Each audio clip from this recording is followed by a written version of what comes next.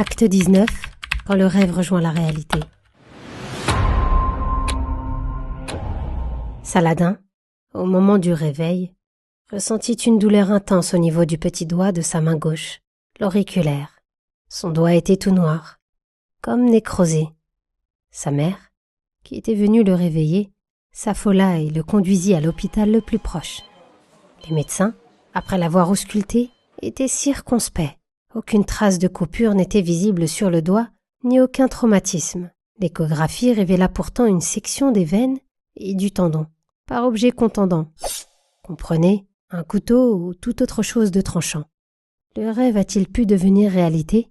Saladin crut qu'il était dans un mauvais rêve. Ce ne pouvait être vrai. Il fallait bien qu'il se réveille de son cauchemar. Les médecins n'en revenaient toujours pas. Le diagnostic ne laissait entrevoir aucune autre alternative. Il fallait l'amputer. Le risque de gangrène était réel. Amina était dans tous ses états. Assez étrangement, elle ne cherchait pas à comprendre les causes du drame qui se jouait sous ses yeux. Pendant ce temps-là, Madame Vincent faisait l'appel. Il manquait un élève, et pas n'importe lequel. Pour on ne sait quelle raison, elle se mit à suer. De grosses perles de sueur coulaient de son front. Elle fit de nouveau l'appel, mais avec plus d'insistance. Le ton de sa voix était plus ferme, même si l'on devinait comme une forme d'angoisse indescriptible. « Saladin !» cria-t-elle. Aucune réponse. Les élèves, interloqués, eurent beau répéter qu'il était absent, cela ne sembla pas la calmer. Elle se leva, passa en revue toutes les tables de la classe et, dans un geste surprenant, alla jusqu'à ouvrir la porte pour vérifier si toutefois il ne se trouvait pas dans les couloirs. Sauf qu'en ouvrant la porte, elle tomba nez à nez avec Monsieur Alcade, le principal qui, fidèle à ses tournées quotidiennes, avait entendu Madame Vincent hausser la voix. Son œil averti avait, en un laps de temps, remarqué la sueur sur le front de l'enseignante, ainsi que le rythme saccadé de sa respiration. « Quelque chose ne va pas, Madame Vincent ?»« C'est-à-dire que... Enfin non, tout va bien. Je m'inquiétais juste pour un élève qui n'avait pas l'habitude de s'absenter. » Elle cherchait ses mots. Sa langue semblait engourdie. « S'il s'agit de Saladin, » poursuivit le principal, « sachez que sa famille nous a contactés ce matin pour nous avertir de son absence. A priori, la famille paraissait très préoccupée. Il aurait eu, durant la nuit, un accident assez inexplicable qui l'a conduit à l'hôpital. Je pense ne pas avoir bien saisi. Et d'ailleurs, je trouve cela vraiment rocambolesque parce que figurez-vous que ces Maghrébins ont l'art de dramatiser. Et vous voulez connaître la meilleure ? Quoi donc ? Ajouta Madame Vincent qui était au bord de l'asphyxie. La famille parle d'une amputation éventuelle de l'auriculaire. Pensez-vous, sans trace de coupure apparente. N'est-ce pas ridicule ? Sur ces mots, le sol se déroba sous les pieds de Madame Vincent.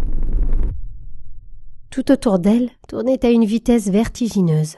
Elle poussa un cri qui en aurait effrayé plus d'un et tomba de tout son poids, inconsciente. À l'hôpital, le bloc opératoire se préparait à accueillir Saladin. Il y avait, cependant, un obstacle de taille. Le chirurgien qui devait l'opérer, sommité mondiale dans son domaine, ne pouvait arriver que tard dans la soirée. Il était retenu à l'étranger pour une opération importante. Il fallait attendre en espérant que d'autres tissus ne soient pas touchés. La surveillance médicale de Saladin fut renforcée. Le défilement des heures paraissait interminable. Saladin n'en pouvait plus. Sa mère n'avait pas été autorisée à rester avec lui dans la chambre afin de ne pas communiquer son stress à son enfant. Elle était effondrée. Saladin ne comprenait toujours pas comment cela avait pu se produire. Il fallait bien qu'il y ait une raison, mais surtout qu'il trouve une solution à ce drame qui se profilait. Imaginez-vous un enfant de 12 ans amputé d'un doigt. Il se mit à pleurer à chaudes larmes. C'est alors qu'il se souvint des récits de son père sur la médecine arabe et des exploits de médecins à la pointe de leur art pour l'époque. Il essaya de mobiliser ses souvenirs. Il ne parvenait pas à retrouver le nom de ce célèbre chirurgien. Son nom commençait par Ibn... Non. Abou el... Ah! Je ne parviens pas à me rappeler. Un fruit? Ah oui, le cassis, ça y est. Aboul Cassis. En réalité, Aboul Qasim, en arabe. Son père lui raconta qu'Aboul Qasim fut l'un des plus grands chirurgiens de son époque. Saladin eut alors une idée folle. Si ma blessure est intervenue dans le passé, il faut que je puisse me soigner dans le passé. Il voulut frotter la pierre de l'anneau. À sa grande surprise, l'anneau n'était plus sur son doigt, en raison des règles d'hygiène de préopératoire. Les infirmières le lui avaient retiré. Sans perdre un instant, il se mit à sonner pour demander l'infirmière de garde. Personne à l'horizon. Il insista encore. Toujours personne. Il décida d'arracher le tuyau de la perfusion qui alimentait sa veine en produit antalgique et sauta de son lit pour se rendre directement au bureau du personnel infirmier. Alors qu'il sillonnait le couloir de l'hôpital, une main se posa soudainement sur son épaule droite et le tira d'un mouvement brusque vers l'arrière. C'était l'infirmière-chef. « Que fais-tu là ? J'ai suffisamment de travail comme cela pour en plus m'amuser à jouer les nounous. »« Mais, se défendit Saladin, vous m'avez pris mon anneau et je ne peux pas dormir sans lui. »« Oh, encore un caprice d'enfant gâté. Je crois que tu as réussi à me mettre suffisamment en colère. » Dans un geste de mécontentement, elle traîna Saladin dans le couloir menant à sa chambre. Le jeta dans son lit et lui remit la perfusion. D'un regard réprobateur, d'où semblaient sortir des flammes de colère, elle lui fit comprendre qu'elle ne tolérerait aucun autre caprice de sa part. Saladin était au bord du désespoir. Que faire sans risquer de se prendre une correction par cette brute d'infirmière-chef ? Il ne put se résoudre à l'idée de rester inactif. Il était combatif. Mais que faire ? Au bout de 10 minutes, la porte de sa chambre s'ouvrit lentement. C'était l'infirmier de garde qui venait de prendre son service. Personne ne l'avait remarqué parce qu'il se trouvait dans le vestiaire attenant au bureau des infirmiers. Il se changeait au moment même où l'infirmière-chef grondait Saladin. Il avait tout entendu et était surtout révolté par le ton adopté par cet adulte à l'égard de ce jeune ado. Il s'était discrètement rendu dans le bureau pour fouiller les affaires personnelles de Saladin, avait retrouvé l'anneau et décida de lui apporter. « Voici ton anneau. J'espère qu'il t'aidera à passer la nuit sereinement. Par contre, il ne faut surtout pas que tu le portes au doigt avant l'opération. Je risquerais d'avoir des problèmes. » Le visage de Saladin s'illumina d'un sourire rayonnant qui traduisait toute sa gratitude envers cet infirmier. « Oh, merci, merci, monsieur, vous m'avez sauvé la vie. »« À ce point-là, » sourit l'infirmier. « J'en suis très heureux. Il ne faut pas en vouloir à l'infirmière. Nous faisons un métier noble, mais avec peu de moyens. Nous sommes toujours sous pression. »« Je comprends, » rétorqua Saladin. « Bon, il faut que tu dormes maintenant. Tu sais ce qui t'attend demain. » Saladin avait presque oublié cette maudite opération. Il devait, au plus tôt, tenter de rejoindre Aboul Qasim.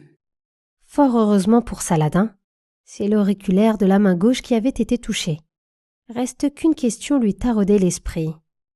Comment les infirmiers avaient-ils pu lui retirer l'anneau de la main alors que lui-même n'avait jamais réussi à le faire? Il tourna l'anneau dans tous les sens et poussa un cri de stupéfaction. « Non !» L'anneau avait été coupé à l'aide d'une pince. Il pouvait encore venir se poser sur son doigt, mais il bougeait trop. Qu'à cela ne tienne, il pensa très fort à Aboul Qasim. « Ah oui, le cassis, ça y est !» Aboul Qasim.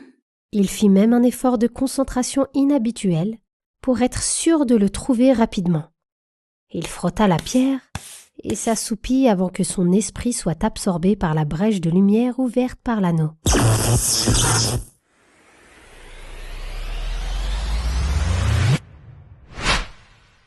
Saladin se réveilla, à même le sol, dans une pièce sombre que seule la lueur d'une lampe à huile parvenait à éclairer difficilement.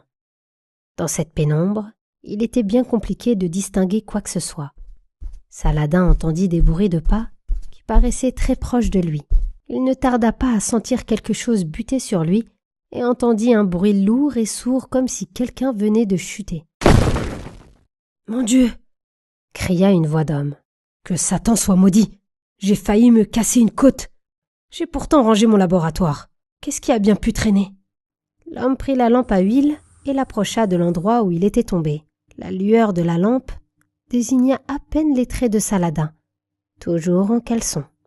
L'homme, terrifié, commença à maugréer. « Je rêve, un djinn est tombé dans ma maison.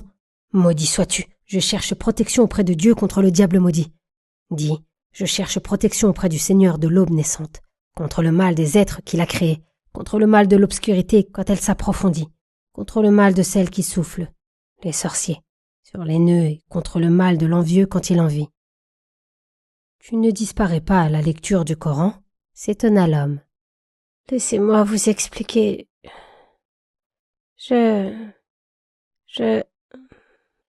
Saladin n'avait plus de force. L'homme approcha davantage la lampe à huile et constata qu'un liquide épais couvrait le sol. Il avait probablement glissé dessus avant de venir buter sur le corps de Saladin. Il choisit de toucher ce liquide visqueux et constata avec stupeur que c'était du sang. Rassuré de ne pas avoir affaire à un démon, il poussa ses investigations afin d'identifier d'où provenait ce sang. Il finit par constater le doigt sectionné de Saladin.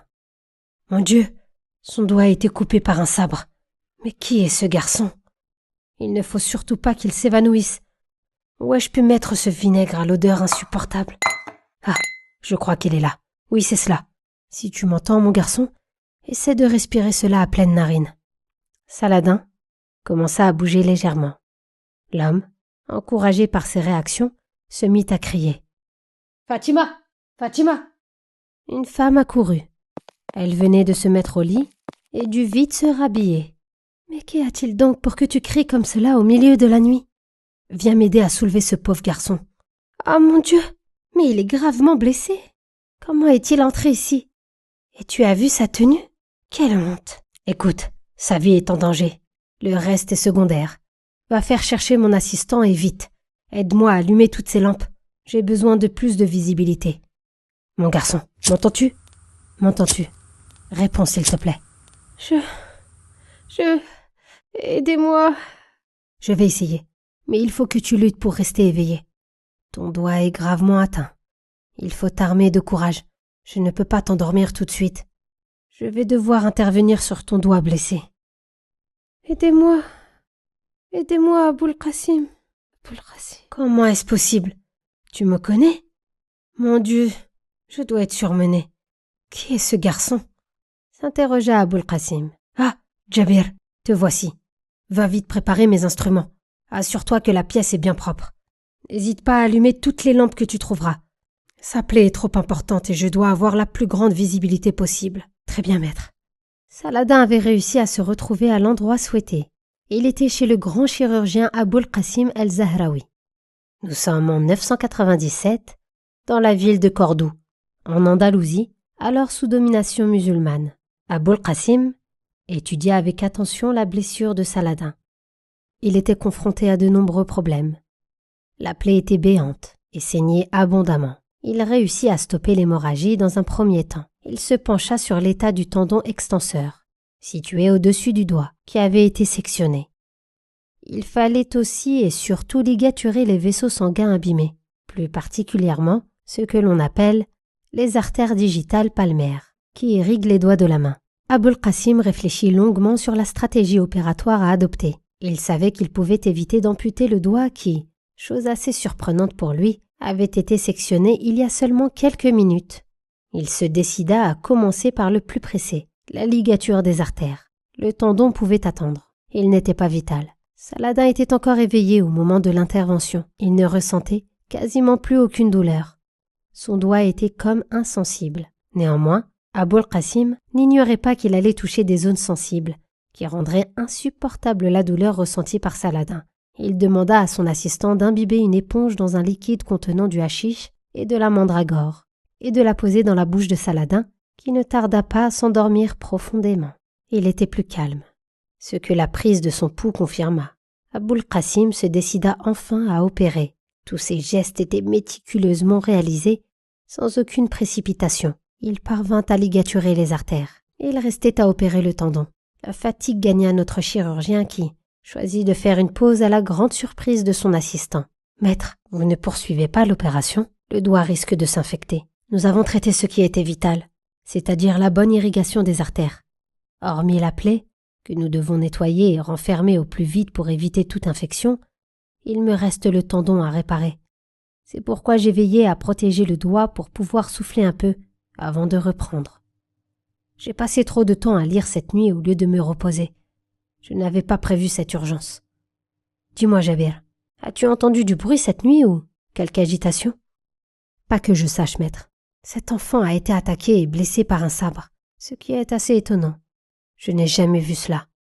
Qui est le lâche qui a osé commettre cet acte odieux? Le plus surprenant, c'est la pureté de sa peau. Elle n'a pas subi les agressions du soleil et ses mains trahissent un enfant délicat qui n'a jamais fait de travail manuel.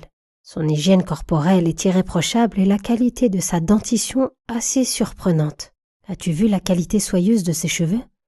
Ils n'ont pas l'habitude d'être recouverts. Qu'en déduisez-vous, maître? Tu risques de me prendre pour un vieillard gâteux, Jabir. Mais si je te disais que cet enfant, qui ressemble fort aux berbères du Maghreb, n'était pas de notre époque, me croirais-tu? Je dirais que je vous croirais parce que Dieu est capable de tout. Il y a certainement des choses de sa création que nous n'ignorons. Tu es gentil, Jabir. D'autres n'auraient pas eu la même sagesse que toi. Le plus urgent est de finir le travail. La Providence nous l'a envoyé et nous sommes responsables du devenir de ce jeune garçon. Aboul Qasim avait vu juste. Sa maîtrise de la médecine et des merveilles du corps humain lui permit de percer le secret de Saladin. Ce n'était, pour ce chirurgien, qu'une hypothèse, mais ses raisonnements logiques ne trouvèrent aucune autre explication rationnelle. En plus d'être chirurgien, Aboul Qasim al-Zahraoui était un spécialiste de la dentition. Il maîtrisait les techniques opératoires d'extraction des dents, chose tout à fait hors du commun pour l'époque. En effet, lorsqu'un patient avait une rage de dents, il se rendait chez le barbier. Vous avez bien entendu, le barbier, qui cassait la dent supposée malade. Il se trompait une fois sur deux et laissait repartir le patient avec une douleur augmentée parce que le barbier ne pouvait pas et ne savait pas extraire le plus important pour de nombreuses dents, les racines. Aboul Qasim réalisa lui-même la plupart de ces instruments et rédigea de nombreux manuels de médecine. Saladin était entre de bonnes mains. Aboul Qasim réussit à ligaturer le tendon extenseur, sectionné. Il referma la plaie et protégea le tout en appliquant au préalable un cataplasme destiné à favoriser la cicatrisation. L'aube se leva. Un détail intrigua notre chirurgien, complètement exténué. Il vit la pierre de l'anneau briller de plus en plus fort. Saladin dormait profondément. Aboul Qasim se dit en son fort intérieur, mes hypothèses se vérifient. Ce garçon n'est pas de notre monde. Le ciel me l'a envoyé pour l'aider, c'est un immense honneur pour moi.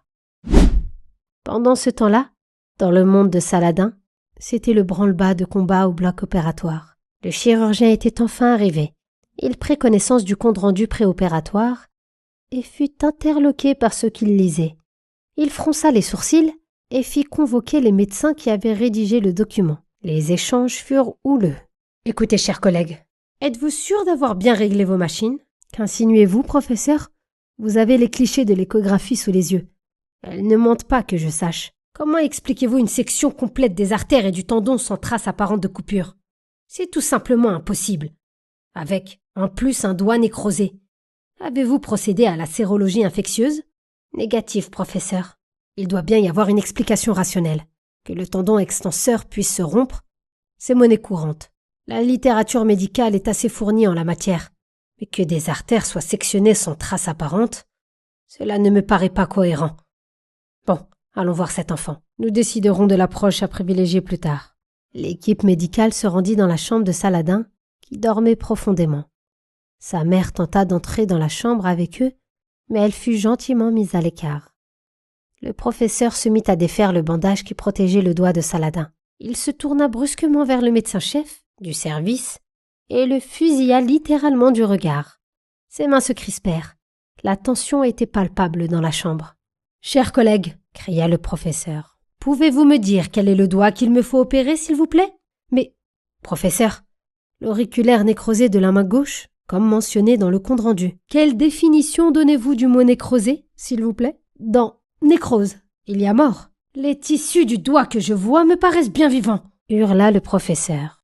Le médecin-chef s'approcha et constata qu'aucun des doigts de Saladin n'était nécrosé. Il avait pourtant lui-même établi le diagnostic avec d'autres collègues. Il fut pris de panique et commença à craindre pour la poursuite de sa carrière. « Monsieur le professeur, vous avez vu comme moi les clichés de l'échographie? Nous étions plusieurs médecins à aboutir à la même conclusion. Il se tourna vers les collègues présents qui reculèrent d'un pas comme pour se désolidariser. « Nous allons refaire une échographie, et j'espère pour vous qu'elle sera suffisamment parlante. Sinon, je ne donne pas cher de votre peau. C'est votre corps que nous donnerons à la science pour étude, et non pas vous qui étudierez le corps des autres. » On transporta Saladin en salle de radiologie. Le professeur choisit lui-même de paramétrer la machine et procéda à l'examen, en personne, sous l'œil inquiet des autres médecins présents. Le professeur avait les yeux grands ouverts. Il les frotta même un moment. Il fit demander un café bien serré et choisit de faire une pause à la grande surprise des médecins qui l'accompagnaient. Il fermait les yeux, s'assoupit 15 minutes environ et reprit l'examen. Il écarquilla les yeux avec la même stupéfaction dans le regard. Il se tourna vers le médecin-chef et lui dit « Je n'y comprends plus rien. Je ne sais pas si vous parvenez à deviner comme moi les ligatures opérées sur l'artère digitale et sur le tendon extenseur. On dirait que cet enfant a été opéré dans la nuit. Il n'y a aucune trace d'incision sur la peau. Je dois être surmené. La circulation sanguine du doigt a été parfaitement rétablie. Quant aux fils utilisés pour ligaturer le tendon, leur texture est étrange. Elles font penser à ce que l'on pouvait observer dans les illustrations des manuels de médecine de l'époque médiévale. Si je voulais pousser la folie jusqu'au bout, je parierais que cet enfant a été opéré par Aboulkassi. » La salle entière se mit à rire. L'honneur était sauf pour le médecin-chef et le professeur choisit d'aller vite se reposer. La raison ne pouvait accepter l'inacceptable, c'est-à-dire l'absence de preuves scientifiques irréfutables. Là où Aboulkassim s'en remit à la providence pour expliquer son ignorance du moment, ici on préférait y voir une défaillance physique du cerveau trop fatigué à trouver l'explication adéquate. Saladin se mit à ouvrir les yeux. Il observa la pièce dans laquelle il se trouvait. Une odeur agréable de jasmin parvint jusqu'à ses narines. L'air était frais. Le brouhaha de la rue lui était étrange, comme si la vie avait ici quelque chose de plus humain. Il tourna la tête sur la droite et vit un vieil homme, la tête baissée, qui dormait. Il remarqua que sa main était recouverte d'un épais bandage. Il ressentit une douleur qui lui fit pousser un petit cri. L'homme sursauta et lui dit « Ah, te voilà enfin réveillé. Comment te sens-tu ce matin ?»« Je vais mieux. »« Qui êtes-vous » interrogea Saladin avec crédulité. « Je pensais que tu me connaissais en t'entendant parler hier soir. Je suis Aboulkassim al-Zahraoui. »« Que Dieu soit loué, » dit Saladin. « J'ai réussi à vous trouver. Vous avez pu m'opérer ?»« Oui. »« Mais tu es venu chez moi dans cette intention. Comment as-tu fait pour t'introduire dans ma maison et dans une petite tenue de surcroît ?»« Oh, c'est une longue histoire. Je ne sais pas si vous pourrez la comprendre. » Aboulkassim esquissa un sourire. « Si tu sous-entends que je ne peux pas comprendre le fait que tu viennes d'un autre monde, tu te trompes, mon garçon. »« Comment ? Vous avez deviné ? Je suis médecin, ne l'oublie pas. Si la langue peut mentir, le corps, lui, ne sait pas le faire. C'est surtout ton anneau qui a attiré mon attention. Il a brillé, n'est-ce pas ? Comment t'appelles-tu ? Et que t'est-il arrivé ? Qui a osé t'attaquer ? Je m'appelle Saladin. Je me trouvais avec l'empereur du Bilad al-Soudan. J'étais très faible, et je ne pus rejoindre les hommes pour la prière de la nuit. Un homme entra dans la tente et tenta de me tuer avec une dague. Ensuite, mes souvenirs sont vagues. Je crois qu'un soldat est venu à mon secours. Il m'a incité à frotter la pierre de l'anneau pour pouvoir m'échapper. J'ai senti une lame me traverser le doigt et puis après, plus rien. Il doit te tenir rigueur de quelque chose. Enfin, l'essentiel est que l'opération soit une réussite. En principe, tu devrais pouvoir retrouver l'usage complet de ton doigt dans quelques semaines. Le tendon mettra beaucoup de temps à se remettre. Il te faudra alors plier le doigt et le déplier régulièrement pour que le tendon retrouve de son élasticité. Je vous remercie infiniment, Aboulkassim. Sans vous, on m'aurait amputé le doigt dans mon monde. Ne m'oublie pas dans tes invocations, Saladin. Mais où en est la médecine dans ton monde ? Si vous saviez, je vais vous faire plaisir. On a continué d'étudier vos manuels pendant des siècles après votre mort. Oh, à ce point. Pourrais-tu me dire en quelle année l'ange de la mort viendra prendre mon âme ? Interrogea Aboulkassim. Voyons, vous savez que nul ne peut le savoir. Oui, mais toi tu sais. Cela m'aiderait bien pour la suite de mes recherches. Je crois que ce ne serait pas juste de le faire, répondit Saladin. tes paroles sont pleines de sagesse. Et la médecine alors? On utilise toujours des machines qui permettent d'observer tout ce qui se passe dans le corps. On est capable d'avoir des images des os, des organes, des tissus et on peut même observer le sang circuler. Mon Dieu, je n'y crois pas un seul instant. Comment est-ce possible que j'aimerais t'accompagner dans ton monde? C'est à peine croyable. Le malheur, c'est que je ne peux même pas en parler à mes amis. On me prendrait pour un fou. D'ailleurs, je me demande si je ne le suis pas déjà. Vous n'êtes pas fou. Enfin, je l'espère. Je me pose la même question tous les jours. Tout ce qui m'arrive est assez incroyable. Ah, mon ventre! Ah, mon ventre me fait très mal! Cria Saladin. Aboul Qasim se mit à rire et commenta. Je crois que tu as surtout besoin de manger. Je vais te faire apporter des fruits et du lait frais de brebis. Il te faudra rester quelques jours dans ce bimaristan. Un quoi? Interrogea Saladin. Le bimaristan, c'est le lieu dédié à l'accueil et au suivi des malades. On y enseigne la médecine, on y opère, etc. Ah, c'est l'équivalent des hôpitaux chez nous. Les lieux sont si beaux, si propres. Et ces odeurs de fleurs.